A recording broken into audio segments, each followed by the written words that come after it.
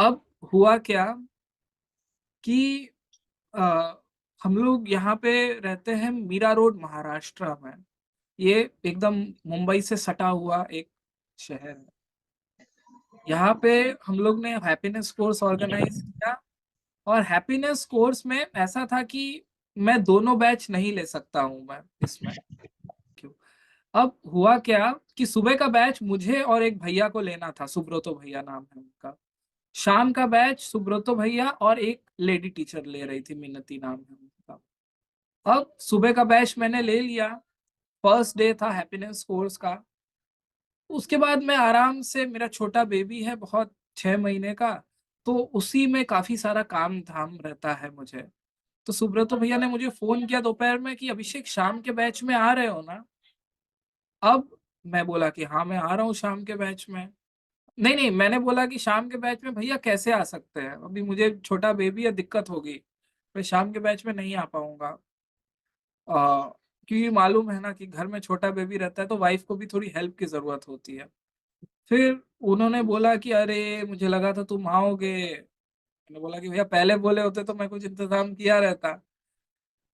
तो वो बोले कि अभिषेक फिर एक काम कर दो, सतरंजी बोलते हैं महाराष्ट्र में, और जो हिंदी समझते हैं उसमें दरी बोलते हैं। दरी सबको समझ में आती होगी, जो कोर्स का एक इम्पोर्टेंट पार्ट होता है जहाँ पे पार्टिसिपेंट्स बैठते हैं। तो वो दरी एक जन के घर से आप कोर्स वेन्यू में रख के आप वापस चले जाना घर।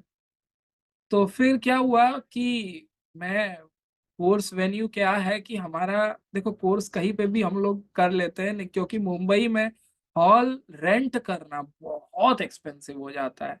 जो अमेरिका में है वो तो इस चीज को और ज्यादा गहराई से समझ सकते हैं। तो हम लोग ने क्या किया, एक डिवोटी थे, उनके पार्किंग स्पेस को खाली किया और वहीं पे हमने कोर्स रखा था। ऐसा नहीं था कि अनहाइजीनिक प्लेस था, ठीक था वो एरिया, लेकिन हाँ वहां पे उनकी गाड़ियां पार्क थी। अब मैं दरी लेके वहां पे गया कोर्स में। दरी पहुंचाने में मुझे वहां पे आना, फिर कोर्स वेन्यू तक जाना थोड़ा सा लेट हो गया। तो मैं दरी रखा वहां पे और फिर वहां पे दो तीन लोग खड़े हुए दिखे। वो बोले कि कोर्स कहाँ हो रहा है। मैंने बोला कि आप ही के लिए दरी लेके आए हैं, यहीं पे कोर्स हो रहा है।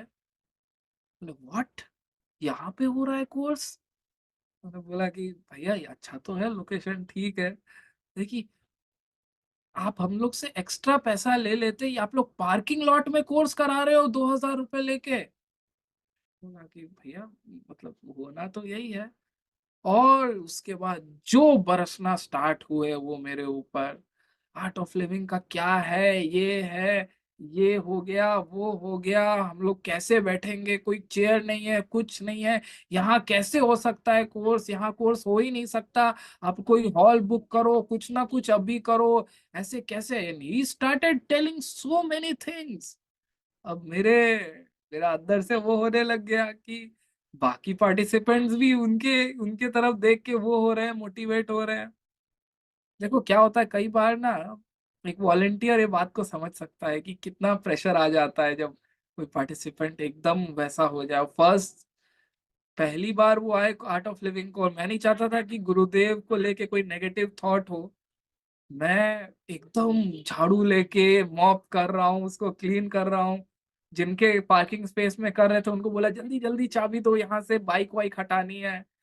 फिर वहां पे एक दो और वॉलेंटियर्स आए, हम लोग सब साफ सफाई कर रहे हैं। लेकिन ये कोई जगह होती है क्या, यहाँ पे मच्छर होंगे ना। मैं बोला कि भैया ज्यादा नहीं है, थोड़े बहुत हो गए, थोड़े बहुत मच्छर में भाई हम योगा करेंगे, ये इतनी ओल्ड लेडी है, do you have a sense, ये कहाँ बैठेंगी। मैं अंदर से हिला जा रहा हूँ कि क्या बोलूं इनको।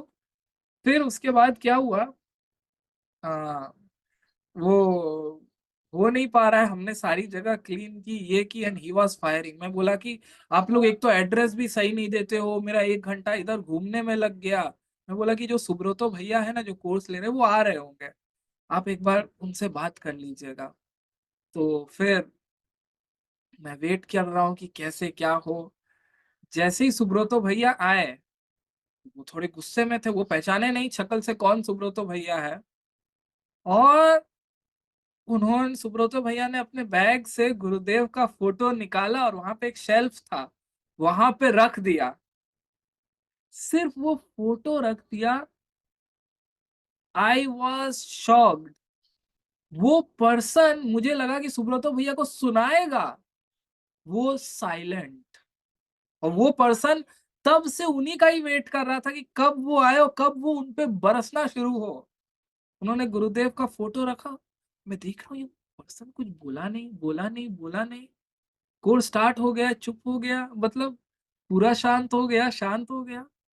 फिर वो पार्टिसिपेट करने लग गया।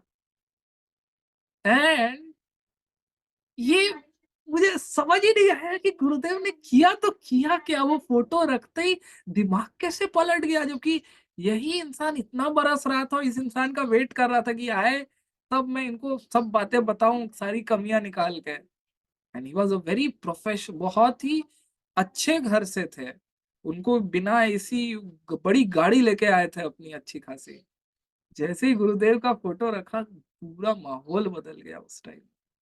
ऑन एंड लास्ट डे, जब फोर्थ डे था, संडे के दिन, आज ही की मतलब 2 दिन पहले ही, आज मंडे है कल संडे था।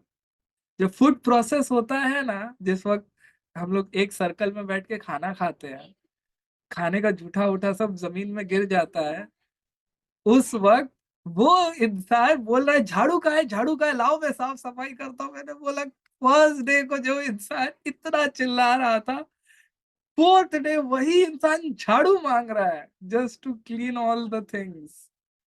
फिर मैं मान लिया कि गुरुदेव, कोर्स में आप जादू तो कर ही देते हो।